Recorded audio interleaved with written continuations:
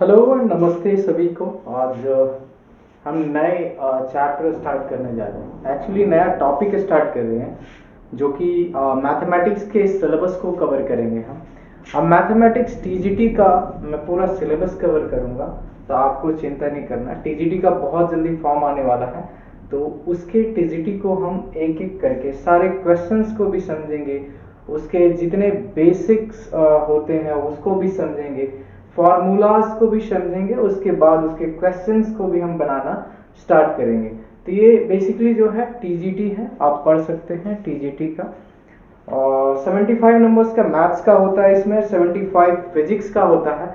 बाकी जो भी पेपर होता है क्वालिफाइंग होता है, उसके मार्क्स ऐड नहीं होते हैं। तो आज हम टीजीटी स्टार्ट कर रहे हैं, तो एकदम बने रहें और शुरुआत से पढ़ते चलें, मजा आने वाला है आपको।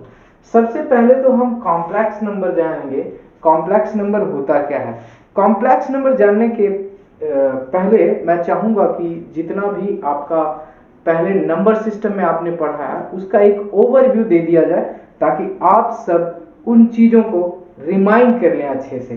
तो सबसे पहले मैं बताऊंगा कि नेचुरल नंबर होता क्या है।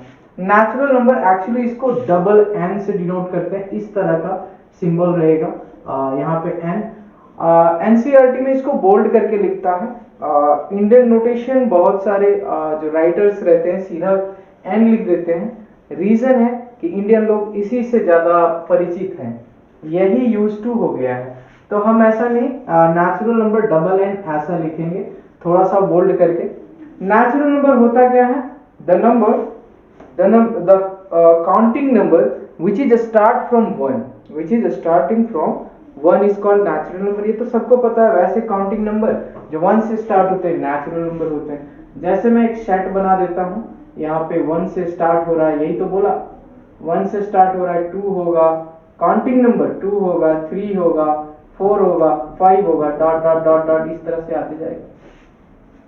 समझ रहे होंगे? डॉट डॉट इस तरह से आते जाएगा, 1 2 3 4, यानी कि गिनती के नंबर। आप गिनती कहां से स्टार्ट करते हैं? वन से। होपफुली ये तो रिमाइंड करा दे रहा हूं मैं, ठीक है। होल नंबर क्या होता है? All the natural number including zero, यानी इस सेट में सिर्फ क्या आ जाएगा? जीरो आ जाएगा, बाकी कुछ भी अंतर नहीं रहता। 1 2 3 4 5 डॉट डॉट डॉट डॉट ऐसा चला जाएगा। अब सीखेंगे इंटीजर्स क्या होता है। इंटीजर्स देखेंगे, इंटीजर्स क्या होता है अभी समझेंगे। मान लो यहां से ये हॉल नंबर है 1 2 3 4 5, ऐसे ही तो हॉल नंबर बढ़ रहा था। अब ये पॉजिटिव की तरफ बढ़ रहा है ना, 1 2 3 4। इधर नेगेटिव में भी आता है, -1 -2 -3 डॉट डॉट डॉट डॉट, इधर भी बढ़ता चलेगा, -4 -5 -6। तो ये हो गया इंटीजर, जिसमें ऑल पॉजिटिव नंबर्स भी हो, नेगेटिव नंबर्स भी हो और जीरो भी हो। इसको हम इंटीजर्स बोलते हैं। इसको जेड से डिनोट करते हैं, ऐसा जेड से, डबल जेड। ये होल नंबर को डब्ल्यू से डिनोट करते हैं। उसके बाद आता है रेशनल नंबर। रेशनल नंबर क्या होता है? जो p बाय q के फॉर्म में लिखा जाए। p by q, where p and q belongs to z, यानी कि belongs to integer, यानी p और q क्या रहेगा? इंटीजर्स रहेगा। मस्ट ये इंटीजर्स रहेगा, p और q integers, and q is not equal to zero. और q किसके बराबर नहीं होगा? जीरो के बराबर नहीं होगा। q जीरो के बराबर नहीं होगा। ये ऐसे नंबर को हम क्या कहते हैं? रेशनल नंबर कहते हैं। क्या कहते हैं? Rational number. इरेशनल नंबर क्या है? जिसको हम p बाय q के रूप में नहीं लिख सकते, जिसको p बाय q के रूप में नहीं लिख सकते, वो इरेशनल नंबर हो गया। जैसे √2, √5, पाई डॉट डॉट डॉट, ये सब नंबर क्या है? या रेकरिंग लगा हुआ कोई नंबर है, जैसे नंबर सिस्टम में ऐसा रहता है ना, 3.569 पे रेकरिंग लगा हुआ, ये सब भी नंबर इरेशनल नंबर ही होते हैं, इरेशनल नंबर ही होते हैं। अब मैं कहूं कि रियल नंबर क्या होता है, रियल नंबर को हम समझेंगे। रियल नंबर होता क्या है? तो रियल नंबर क्या होता है? जितने भी टोटल नंबर है ना, चाहे वो नेचुरल हो, होल नंबर हो, या फिर इंटीजर हो, रेशनल नंबर हो, इरेशनल नंबर हो, सारे नंबर के सेट को हम क्या कहते हैं? रियल नंबर कहते हैं।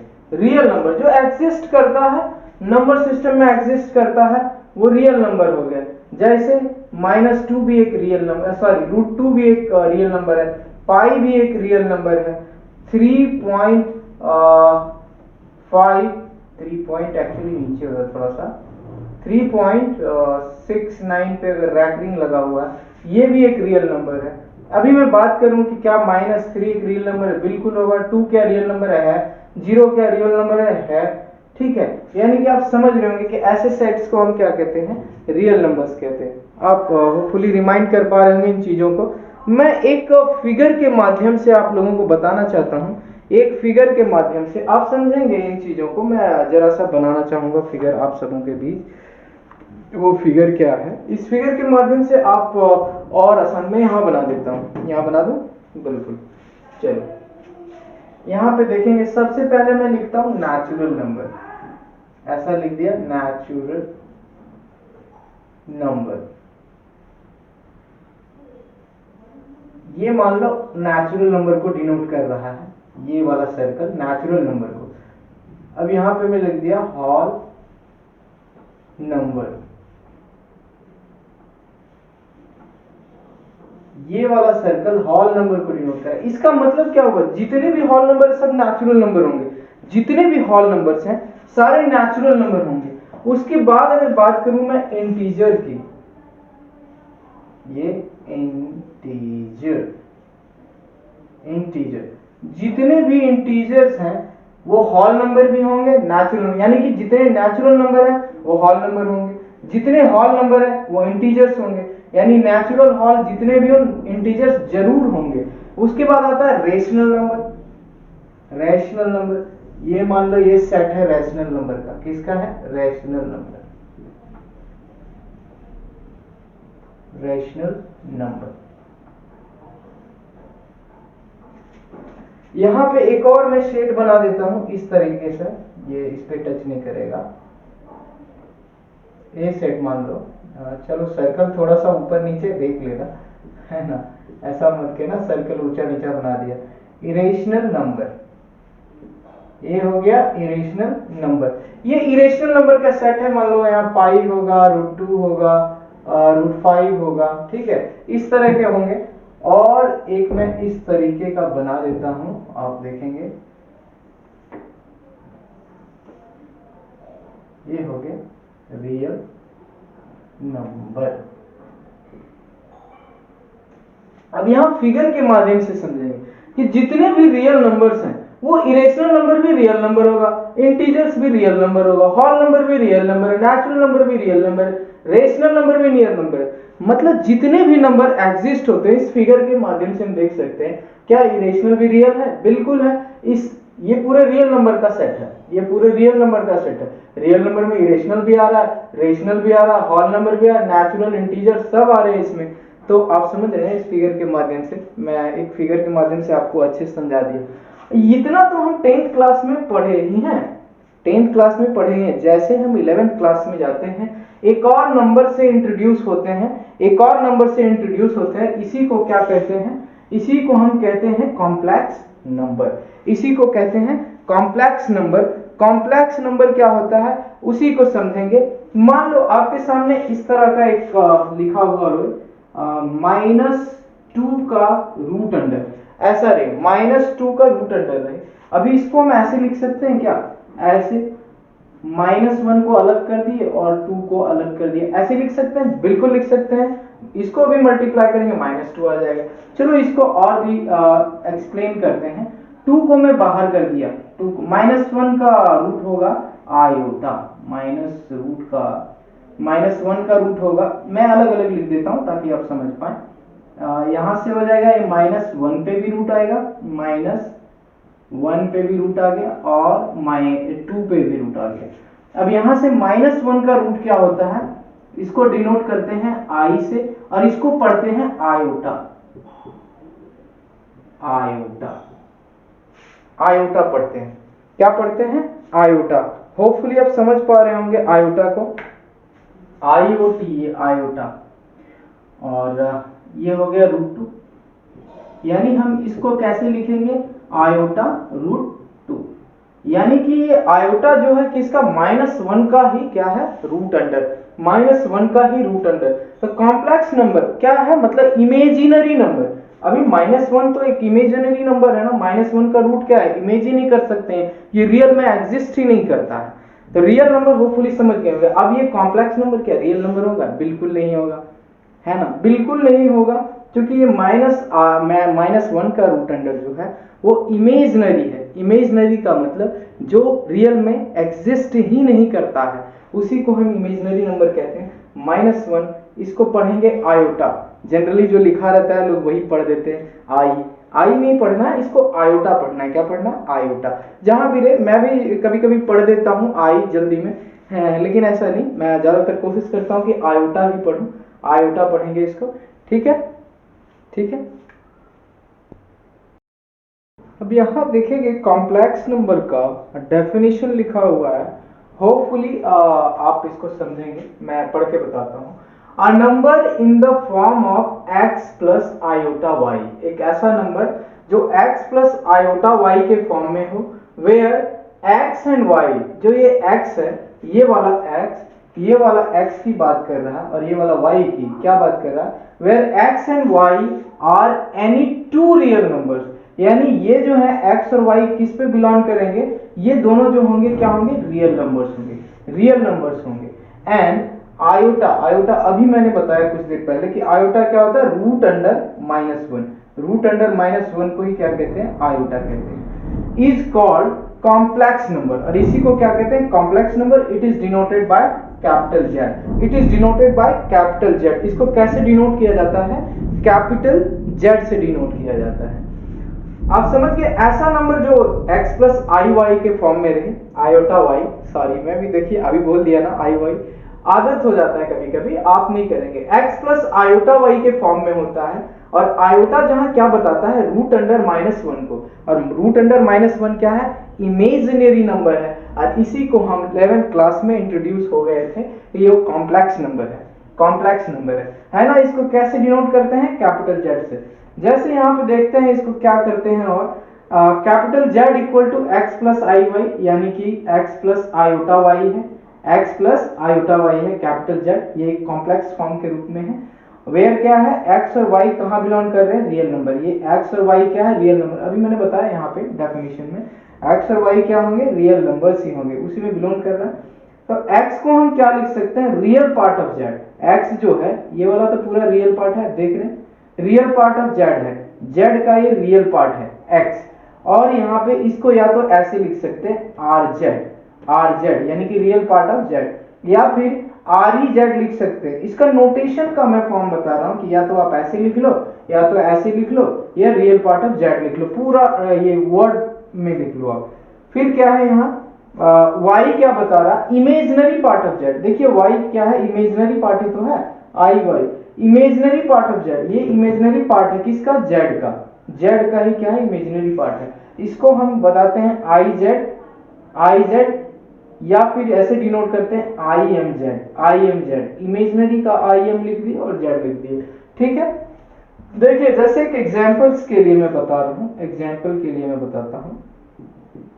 यहां से मैंने लिखा 2 प्लस आयोटा 3, 2 प्लस आयोटा 3 लिखा, 2 प्लस आयोटा 3। यहां से आप होपफुली बता पा रहे हैं कि रियल पार्ट क्या है, इमेजिनरी पार्ट क्या है, रियल Z क्या है, इमेजिनरी Z क्या है। आप बिल्कुल बता पा रहे होंगे कि रियल पार्ट ऑफ Z क्या है, इमेजिनरी पार्ट ऑफ Z क्या है। चलिए देखते हैं, यहां से मैं ऐसे लिख लूं RZ, real part of Z क्या है, यहां से 2, और यहां पे लिखूं मैं IZ, imaginary part of Z क्या है, यहां से 3 होगा, ये वाला। समझ गया, बिल्कुल आसान है लिखना। कैसे हम डिनोट करते हैं, कैसे लिख पाएंगे इन चीजों को, बहुत आसानी से समझ सकते हैं। चलो एक और एग्जांपल देखते हैं कि अगर सिंगल नंबर रहे, Z इक्वल टू, मान लो ऐसा रहे, Z इक्वल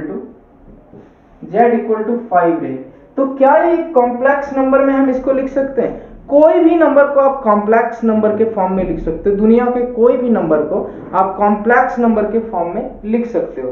तो दुनिया के कोई नंबर में 5 भी तो एक नंबर है, बिल्कुल है। मैं सुन पा रहा हूँ कि आप बोल रहे हैं 5 भी एक नंबर है, और इसको हम कैसे लिखेंगे? इसको हम ऐसे लिख सकते हैं क्या? देखेंगे आप, 5 प्लस आयोटा 0 लिख सकते हैं। आयोटा इंटू 0 क्या हो गया? आयोटा इंटू 0 0, और 5 बच गया वही ना।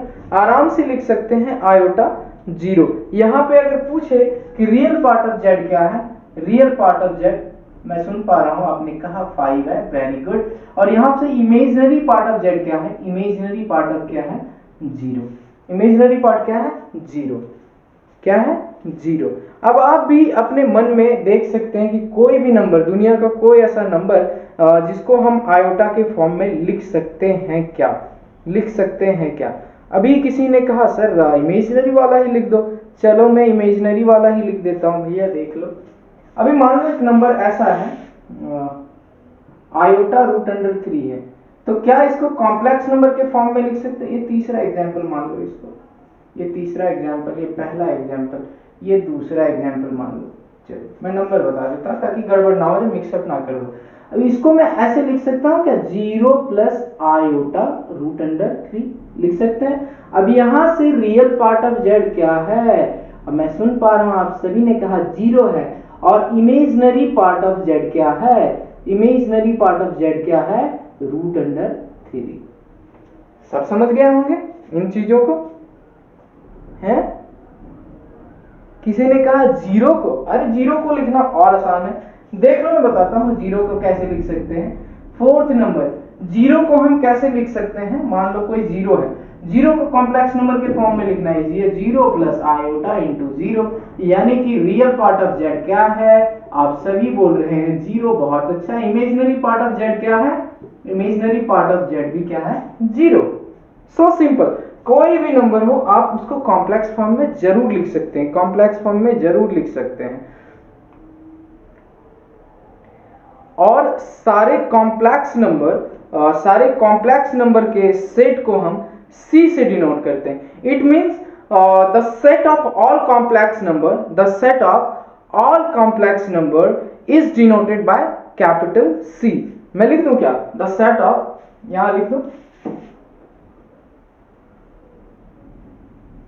the set of all complex number is denoted by capital C। Mark कर लो इसको। जो कॉम्प्लेक्स नंबर का सेट है उसको हम कैसे डिनोट करेंगे? कैपिटल C से। कैसे डिनोट करेंगे? कैपिटल। देखिए कुछ फॉर्मूला मैं बताने जा रहा हूं कॉम्प्लेक्स नंबर का, होपफुली आप रिमाइंड भी होगा, आपको नहीं होगा तो कोई बात नहीं, आपको सब चीजें याद आ जाएगी। मॉडुलस ऑफ जेड क्या होता है? मॉडुलस ऑफ जेड, जेड क्या है? कॉम्प्लेक्स नंबर है। कॉम्प्लेक्स नंबर को अभी मैंने बताया था कैसे लिख सकते हैं हम? x plus iota y। अब मॉडुलस ऑफ जेड निकालेंगे, मॉडुलस ऑफ जेड निकालेंगे तो ये हो जाता है, मॉडुलस ऑफ जेड अगर हम निकालते हैं सबसे पहले हमारे पास एक कॉम्प्लेक्स नंबर है, कॉम्प्लेक्स नंबर है, कॉम्प्लेक्स नंबर को जेड से डिनोट करते हैं, और ये क्या लिख सकते हैं? x plus I Y. अगर मॉडुलस ऑफ जेड निकालना है हमें, मॉडुलस ऑफ जेड, तो देखेंगे कैसे। ये मॉडुलस, ये मॉड लगा दिया इसमें, ये क्या हो जाता है? एक्स स्क्वायर, ये आई को नहीं लिखते, प्लस वाई स्क्वायर, और इसका लग जाता है रूट अंडर। ये मॉडुलस निकालने का फॉर्मूला है, ये मॉडुलस निकालने का फॉर्मूला है। आप इसको याद रखेंगे, बहुत यूज होता है, आप इसे याद रखेंगे। जैसे एग्जाम्पल के लिए मैं बताता हूं, एग्जाम्पल के लिए मान लो एक कॉम्प्लेक्स नंबर है 3 प्लस आई आयोटा 4, 3 प्लस आयोटा 4 है। इसका मॉडुलस अगर निकालना हो, मॉड जेड निकालना हो, तो क्या होगा? 3 का स्क्वायर, यहां से देखेंगे फॉर्मूला से x का स्क्वायर होता है, x मतलब ये वाला रियल पार्ट का स्क्वायर, प्लस ये देखो इमेजिनरी पार्ट वाला का स्क्वायर हो जाएगा, यानी कि 4 का स्क्वायर। i का कोई कॉन्सेप्ट नहीं है यहाँ पे, उसके ऊपर क्या लगता है? Root under. अब यहां से क्या आ जाएगा? 3 3 जा 9, और 4 4 जा 16, 4 4 जा, इट मींस 3 का स्क्वायर हो गया 9 और 4 का स्क्वायर हो गया 16। और 16 और 9 हो गया 25, और 25 का रूट क्या हो जाएगा 5। यानी कि पूछा कि कोई कॉम्प्लेक्स नंबर है 3 प्लस आयोटा 4, तो उसका मॉड जेड क्या होगा 5, उसका मॉड जेड कितना आएगा 5। होपफुली कि मॉड जेड आप समझ गए कि mod Z modulus of Z कैसे निकालेंगे, मॉड जेड हम कैसे निकालेंगे, है ना। इजी है, आसान है, आप भी एक बार ट्राई करेंगे। मैं एक क्वेश्चन दे देता हूं, आप इसको ट्राई करो। एक क्वेश्चन दे देता हूं मैं, एक क्वेश्चन दे रहा हूं आपको। मान लो कोई कॉम्प्लेक्स नंबर है 3 प्लस 9 आयोटा, या आयोटा 9 लिख लो, बात बराबर है। आयोटा 9 लिख लो, 9 आयोटा लिखो, एक ही बात है ना। आयोटा पहले लिख लो, 9 आयोटा मैंने बाद में लिख दिया। इसका मॉड जेड आप निकाल के देखो कितना है, मॉड जेड निकालो, निकाल लो आराम से। होपफुली आप सभी ने निकाल लिया होगा मॉड जेड। मॉड जेड कितना आ गया, रूट सॉरी 3√10, 3√10 सबका आ गया होगा। कोई नहीं, √90 भी होगा, वो भी सही है, इसको तोड़ लेना थोड़ा सा। अब हम पढ़ेंगे argument of z. Argument of Z कैसे निकालते हैं, इसका भी फॉर्मूला है आर्ग्यूमेंट ऑफ जेड निकालने का। मान लो कोई कॉम्प्लेक्स नंबर है हमारे बीच में, Z is equal to X plus iota Y, इस फॉर्म में कोई कॉम्प्लेक्स नंबर है। अब हमें पूछे कि आर्ग्यूमेंट ऑफ जेड निकाल दो भैया, तो कैसे निकालेंगे आर्ग्यूमेंट ऑफ जेड, यहां से देखेंगे। आर्ग्यूमेंट जेड को हम लिखते हैं A R G of Z, या एम्पलीट्यूड ऑफ जेड भी लिखते हैं, A M P amplitude of Z. बहुत जगह ऐसा भी मिल सकता है आपको, तो घबराए नहीं, amplitude of z argument of z ही है, आर्ग्यूमेंट ऑफ जेड ही है, a R G of z. Z means कोई कॉम्प्लेक्स नंबर है। इसको निकालने का फॉर्मूला होता है tan इनवर्स y बार x। y क्या है यहाँ से इमेजिनरी पार्ट, और y x क्या है यहाँ से रियल पार्ट। ये तो समझ गए होंगे। ये भी एक फॉर्मूला, आप इसको इन कैलकुलेट कर लेंगे अपने नोट डायरी में, इसको बढ़िया से बना के रख लेंगे। फॉर्मूला है, बहुत काम आएगा आपको। फॉर्मूला काम आते हैं, हर जगह काम आएंगे। अभी चलो आर्ग्यूमेंट ऑफ जेड तो मैंने बता दिया इसका फॉर्मूला। चलो एक एग्जांपल से समझते हैं कि आर्ग्यूमेंट ऑफ जेड निकालना कैसे निकालेंगे हम। Argument of z, argument of Z, चलो कोई आर्ग्यूमेंट ऑफ जेड मैं इसी का निकाल दूं, आर्ग्यूमेंट ऑफ जेड निकाल दो। हाँ चलो ठीक है।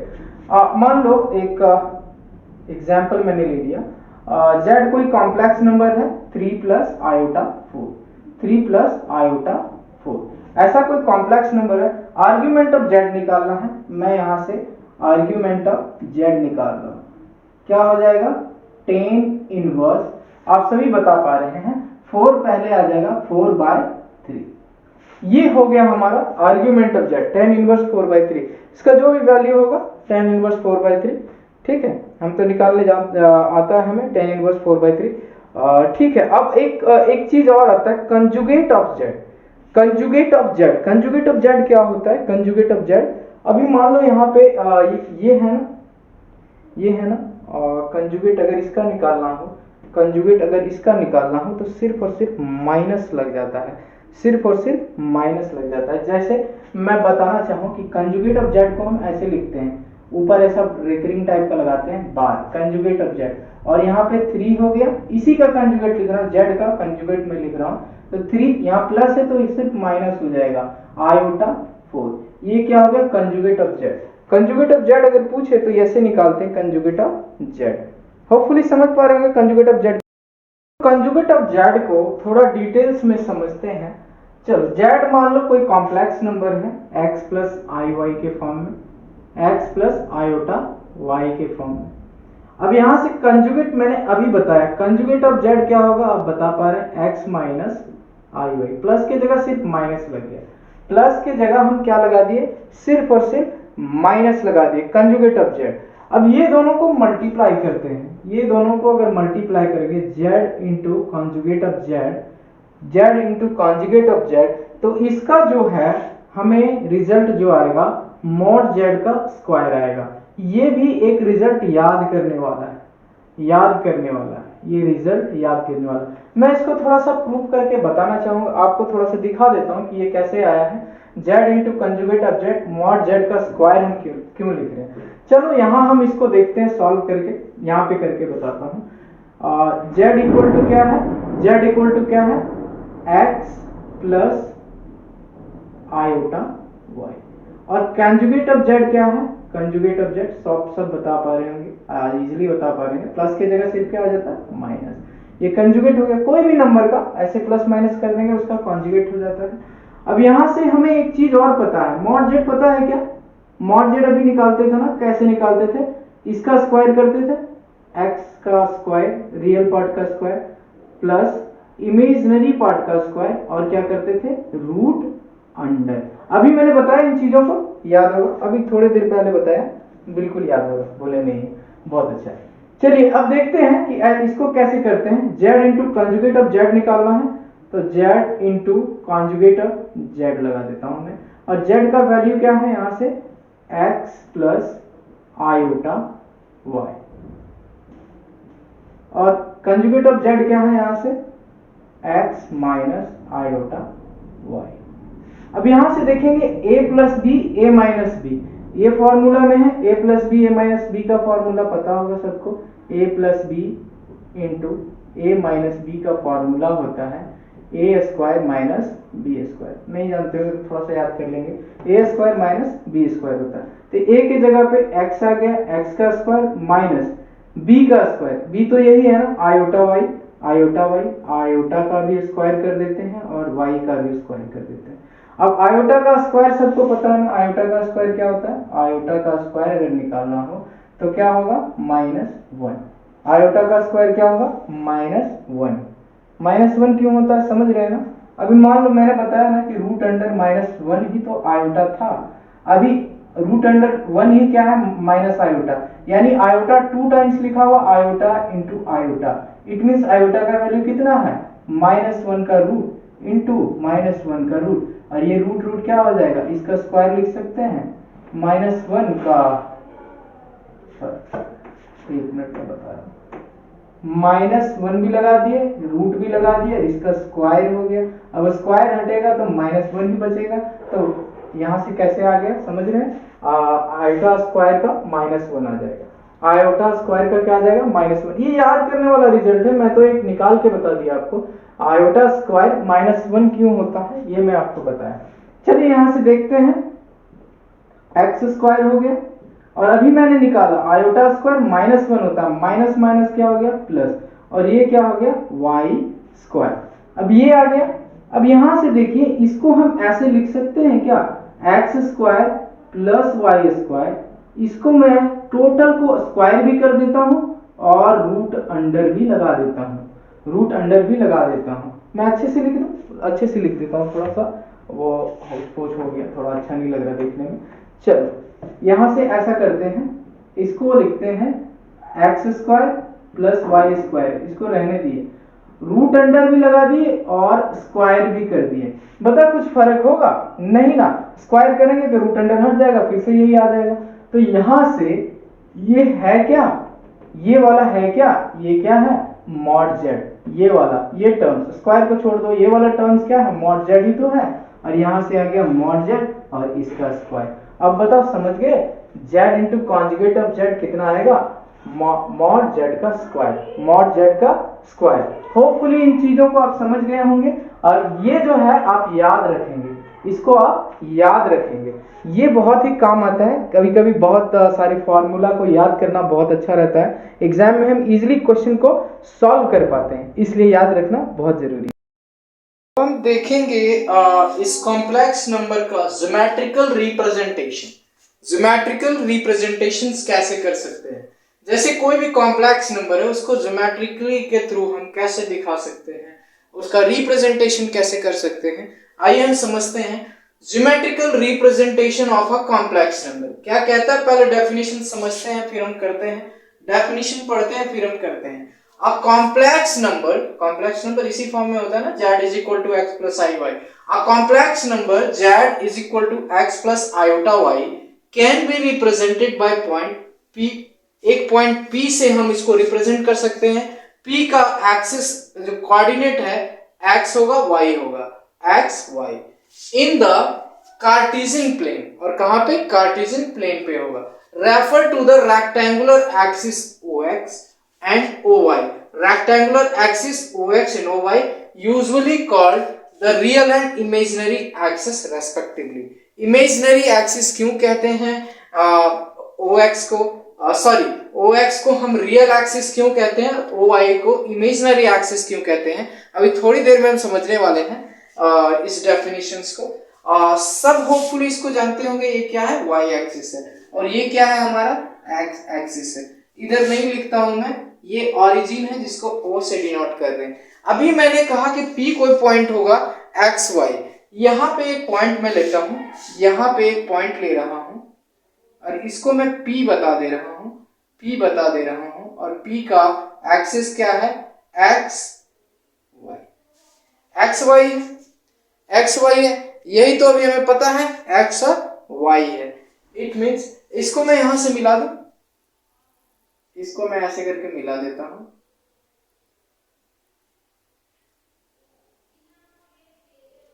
और ये जो डिस्टेंस है यहां से, ये जो डिस्टेंस है, ये डिस्टेंस क्या होगा x, ये डिस्टेंस तो x को ही बताएगा ना, ये डिस्टेंस क्या है x।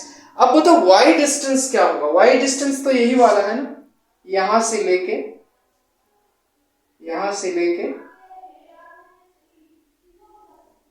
ये इस वाले दूरी को क्या बताएगा, इस वाले डिस्टेंस को y है, यहां तक ये y है, इसलिए तो इसका कोऑर्डिनेट xy हुआ।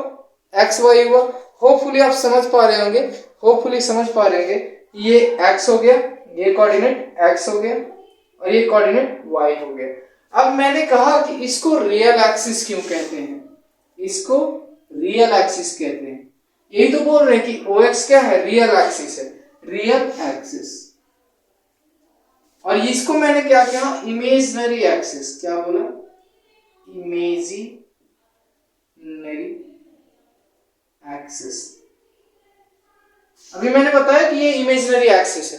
अब समझते हैं कि ये रियल एक्सिस क्यों बोल रहे हैं, इसको इमेजिनरी एक्सिस क्यों बोल रहे हैं। अभी सिंपली आप याद करेंगे कि इस पॉइंट पे या सॉरी इस लाइन पे, ये जो OX है, OX लाइन है, इस पे कोई भी कुछ भी रहे, इस पे अगर मान लो यहां भी रहता है, ये कुछ भी डिस्टेंस है, मान लो यहां से इसका कोऑर्डिनेट यहाँ पे एक पॉइंट में लेता हूं, यहाँ पे पॉइंट लेता हूं, मान लो इसका कोऑर्डिनेट है 2 0 क्यों है y कोऑर्डिनेट, क्योंकि y तो यहाँ 0 होगा ना, इस एक्सिस पे y का कोऑर्डिनेट क्या होता है, हमेशा 0 ही होगा, इस एक्सिस पे y का कोऑर्डिनेट क्या होगा, 0 होगा। और हमें पता है ना कि कॉम्प्लेक्स नंबर किस फॉर्म में होता है, z = x + iota y। अब यहां से x की अगर हम वैल्यू लिखें, x का वैल्यू लिखें 2 + iota y, sorry y coordinate यहाँ 0 है ना, y कोऑर्डिनेट तो 0 है, मैं थोड़ा सा मिस्टेक कर गया, ध्यान नहीं दिया, चलो कोई बात नहीं, 2 हो गया और प्लस में ये 0 हो गया, यानी कि क्या, ये टोटल का टोटल क्या आया है, रियल वैल्यू ही तो आया है, टोटल क्या, रियल वैल्यू आया। अभी फिर से मान लेते हैं यहां कोई पॉइंट है और ये है 4 और y कोऑर्डिनेट क्या होगा, 0। अब z = क्या होता है, x + iota y, x के जगह हम 4 पुट कर देते हैं, iota और y क्या है, 0, यानी कि 4 + 0 यानी 4, ये भी क्या, रियल वैल्यू आया, इसलिए इसको क्या कहते हैं, रियल एक्सिस कहते हैं। क्या कहते हैं, रियल एक्सिस कहते हैं। अब समझ गए होंगे कि इसको रियल एक्सिस क्यों कहते हैं। अब सिमिलरली हम देखते हैं कि इसको ये जो y एक्सिस है, इसको हम इमेजिनरी एक्सिस क्यों कह रहे हैं। अभी आप गौर करेंगे, इस पे अगर कोई पॉइंट लेते हैं यहाँ पे तो इस पे x एक्सिस तो 0 रहेगा, मान लो यहाँ 2 है, y कोऑर्डिनेट 2 है, तो अभी हम इसको चेक करते हैं। चलो z = कोई कॉम्प्लेक्स नंबर किस फॉर्म में होता है, x + iota y के फॉर्म में होता है। x का वैल्यू यहाँ से 0 है और i का वैल्यू क्या दिया हुआ है, i का वैल्यू 2 दिया, सॉरी y का वैल्यू 2 दिया हुआ है, यानी कि यहाँ से ये 0 हो गया और iota 2 आया, यानी कि ये कैसा वैल्यू है, इमेजिनरी वैल्यू ही तो है। उसी तरह सिमिलरली हम चेक करेंगे दूसरे नंबर के लिए, यहाँ पे 0 और 4 है, उसी तरह से आ जाएगा क्या हमारा, z = iota 4। आप चेक कर लेना, यही आएगा, iota 4 आएगा। और ये भी कैसा वैल्यू है, आप समझ तो गए होंगे, ये कैसा वैल्यू है, इमेजिनरी वैल्यू। इमेजिनरी को img लिख देता हूं, इसको मैं रियल लिख देता हूं। ये प्योर रियल वैल्यू है और ये प्योर इमेजिनरी वैल्यू है। प्योर कैसा है? Imaginary value. इसलिए इसको क्या कह रहे हैं? Real axis. इसको क्या कह रहे हैं? Imaginary axis. होपफुली आप इन चीजों को बहुत अच्छे से समझे होंगे और बहुत मजा भी आया होगा और पूरा याद आया होगा कोऑर्डिनेट एक्सिस, है ना। आप समझेंगे कि जो ये नोटेशन है, ये representation, this representation of a complex number as a point is point due to Argand and so it is called the Argand plane और अ कॉम्प्लेक्स प्लेन। इस जो प्लेन का खोज है वो किसने किया था? एर्गेंट नामक मैथमेटिशियन ने किया था। इसलिए हम इसको एर्गेंट प्लेन भी बोलते हैं या फिर सिंपली कॉम्प्लेक्स प्लेन भी बोलते हैं। कॉम्प्लेक्स प्लेन भी बोलते हैं। होपफुली ये समझ गए होंगे। अब नेक्स्ट हम सीखेंगे कि पोलर कोऑर्डिनेट क्या होता है। पोलर कोऑर्डिनेट क्या होता है? पोलर देखेंगे कि polar coordinate of a point ये क्या होता है। हम पहले समझते हैं कि अभी ये OX, ये एक्स एक्सिस ही है और अभी मान लो यहाँ पे एक Y एक्सिस ड्रॉ है। इस तरह से Y एक्सिस होगा ड्रॉ, मैं कर देता हूं अभी इमेजिन करने के लिए आपको। ये Y एक्सिस हो गया, ठीक है। यहीं से कोई एंगल आया है, मान लो यहां से उठ के ऐसे आया, यानी कैसे चल रहा है? एंटी क्लॉकवाइज डायरेक्शन में। एंटी क्लॉकवाइज डायरेक्शन में एक एंगल बनाता है थीटा। क्लॉकवाइज में नहीं, एंटी क्लॉकवाइज में एक एंगल बनाता है थीटा। थीटा, ठीक है। इस थीटा को बोलते हैं vectorial angle of a point P। Vectorial angle of a point P का, ठीक है। और ये जो है R क्या बता रहा है? ये जो OP है, OP यहां मैं लिख देता हूं, ये OP है और OP ही R है। OP कितना है? R। और इसी को कहते हैं radius vector of a point P।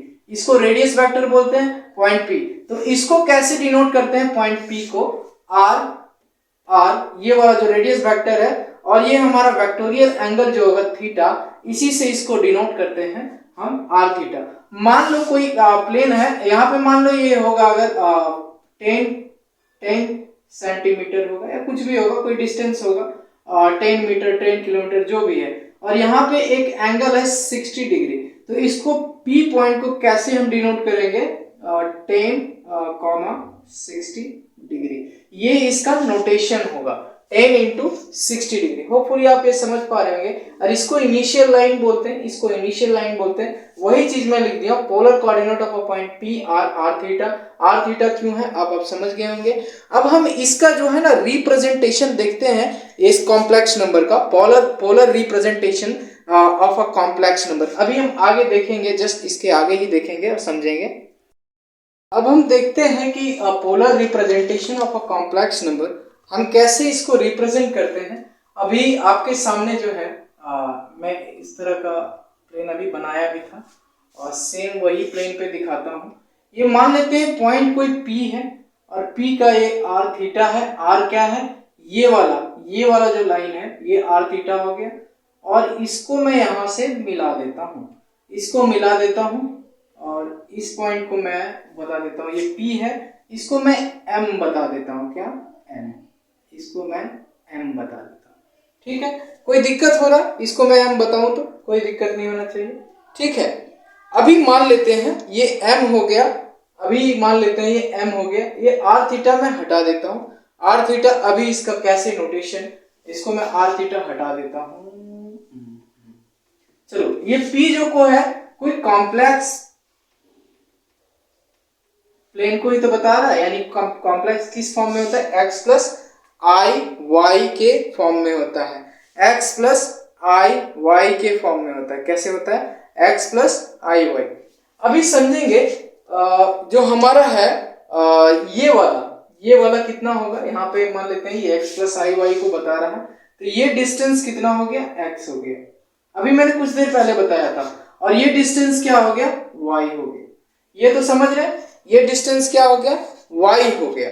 अभी मैं इसको नॉर्मली दिखा रहा हूँ, नॉर्मल दिखा रहा हूँ, जैसे एक्स वाई के रूप में दिखाते थे ना हर कोऑर्डिनेट को, वैसे दिखा रहे हैं। आर थीटा के रूप में नहीं दिखा रहे। अभी इसको समझ लें कि ये जो है इस कोऑर्डिनेट को ये x प्लस आई वाई एक कॉम्प्लेक्स फॉर्म के रूप में ही लिखा हुआ है। कोई कॉम्प्लेक्स फॉर्म में मान लो कि इसका कोऑर्डिनेट एक्स वाई है, इसको मैं x प्लस आई वाई लिख सकता हूँ, x प्लस आई वाई, ठीक है।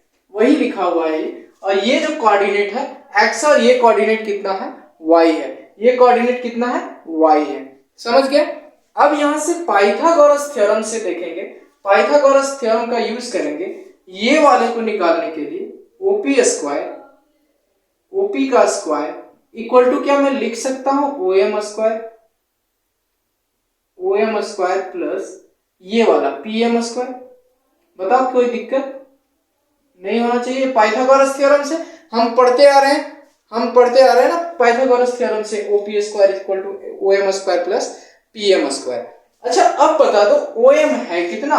सबसे पहले देखेंगे ओपी है कितना, ये तो आर है, आर का स्क्वायर लिख लेते हैं। ओएम कितना है, ओएम एक्स है, एक्स का स्क्वायर लिख लेते हैं, प्लस पीएम कितना है, पीएम कितना है वाई, ये वाई का स्क्वायर लिख लेते हैं। कोई दिक्कत, कोई दिक्कत बिल्कुल नहीं होना चाहिए। दिक्कत हो रहा है क्या आपको, कहीं दिक्कत नहीं होना चाहिए। देखिए ओपी ये पाइथागोरस थ्योरम से लिखा, ओपी स्क्वायर यानी इसका square equal to OM square, ये स्क्वायर प्लस ये स्क्वायर, यही तो करते हैं। और ये हमारा आर है, आर स्क्वायर लिख लिए, और ये हमारा एक्स है, एक्स स्क्वायर कर दिए, ये हमारा वाई है तो वाई स्क्वायर कर दिए। बताओ कोई दिक्कत यहाँ तक नहीं ना। अब यहां से देखेंगे देयरफॉर आर इक्वल टू क्या हो जाएगा, X square plus Y square, और ये हो गया रूट अंडर। अब बताओ ये कहीं फॉर्मूला पढ़े, X square plus Y square, ये किसका फॉर्मूला था, मॉड जेड निकालने का फॉर्मूला था। अब बताओ अगर आर पूछ दे हमें कि आर कितना है, अगर मॉड जेड हम निकाल लें तो आर बता देंगे ना कि आर कितना है पोलर कोऑर्डिनेट में। समझ रहे हैं, पोलर कोऑर्डिनेट में हम बता देंगे कि मॉड जेड अगर निकाल लिए तो आर हमें पता चल जाएगा। चलो अब आगे देखते हैं कि थीटा के लिए क्या कर सकते हैं। थीटा के लिए मैं यहां से टेन थीटा निकाल सकता हूं क्या, बिल्कुल निकाल सकते हैं। टेन थीटा का फॉर्मूला क्या होता है, मैं रिमाइंड करा देता हूं। टेन थीटा का फॉर्मूला क्या होता है, टेन थीटा इक्वल टू होता है P by B, P by B. यहां से देखेंगे इसका पी कौन सा होगा, ये, और बी कौन सा होगा, ये 90 डिग्री ही होगा, 90 डिग्री के साथ पी हो गया ये वाला, और बी हो गया ये, थीटा एंगल इस पे इसलिए बी ये वाला हो गया। तो पी कितना है, ये वाला पीएम, और बाई में क्या आएगा, बाई में आएगा ओएम। अब पीएम का वैल्यू कितना है, पीएम का वैल्यू यहां से अगर हम लिखें पीएम का वैल्यू क्या होगा, वाई, और यहां से ओएम का वैल्यू क्या है, एक्स, देख पा रहे होंगे।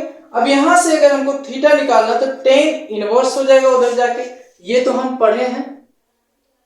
थीटा इक्वल टू थीटा ही तो निकालना हमें, थीटा इक्वल टू हो गया tan inverse y by X. अब बताओ अभी कुछ देर पहले हमने पढ़ा था ना कि ये किसका फॉर्मूला है, tan inverse y by X, ये किसका फॉर्मूला है, tan inverse y by X. Hopefully आप याद कर पा रहे होंगे कि ये आर्ग्यूमेंट ऑफ z ही है, ये आर्ग्यूमेंट ऑफ क्या है, आर्ग्यूमेंट ऑफ z। अगर आर्ग्यूमेंट ऑफ z हम अगर निकाल लें यानी कि थीटा एंगल हमने बता दिया कि थीटा एंगल कितना होगा, ये पता चल जाएगा। तो इससे हमें ये समझ आया। अब चलो यहां से क्या हम cos थीटा निकाल सकते हैं, बिल्कुल निकाल सकते हैं। cos थीटा मैं इधर निकालता हूं, आराम से जगह है हमारे पास। cos थीटा का फॉर्मूला मैं रिमाइंड करा देता हूं, वैसे याद तो होगा, ये कॉमन चीज है। b बाय एच होता है, b by H. Sine theta भी लिख देता हूं, जरूरत पड़ेगा हमें, साइन थीटा लिख देता हूं p बाय एच, यही फॉर्मूला है। तो यहां से cos थीटा निकाल पाएंगे क्या हम, cos थीटा बिल्कुल निकाल पाएंगे। cos थीटा क्या होता है, b बाय एच, b क्या है हमारा ओएम, और h क्या है ओपी, h क्या है ओपी। ओएम क्या है, यहां से ओएम देखते हैं x है, और ओपी क्या है r, x बाय r। यहां से अगर हमको थीटा निकालना हो, यहां से अगर देखिए x निकालना हो, x कोऑर्डिनेट निकालना हो, r cos थीटा हो जाएगा। x अगर हमको निकालना हो तो क्या हो जाएगा, r cos थीटा। यहां मैं कर दूं डायरेक्ट, यहां बोथ इंप्लाई कर देता हूं, imply x equal to r cos theta. बोलो समझ आया, बिल्कुल आया होगा। अब यहां से sin थीटा निकाल लेते हैं, sin थीटा। sin थीटा का फॉर्मूला क्या होता है, यहां लिखा हूं मैं p bye h।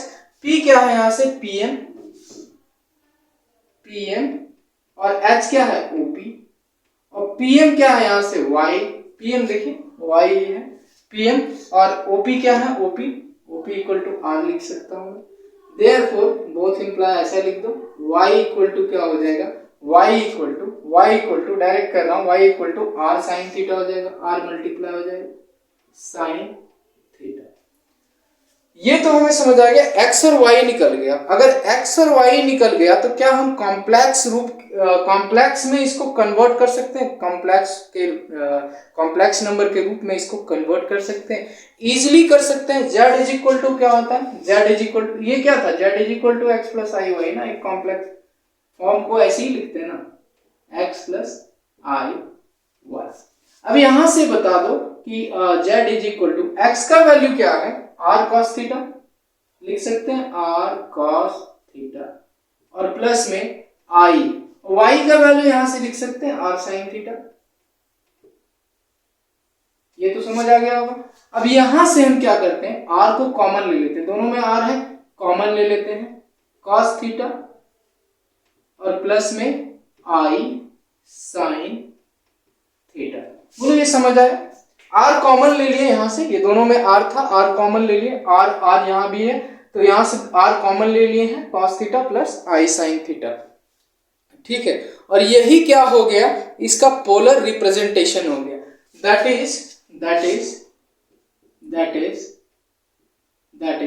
z is equal to r cos theta plus i sin theta, और यही इसका क्या हो गया, this is polar representation, this is polar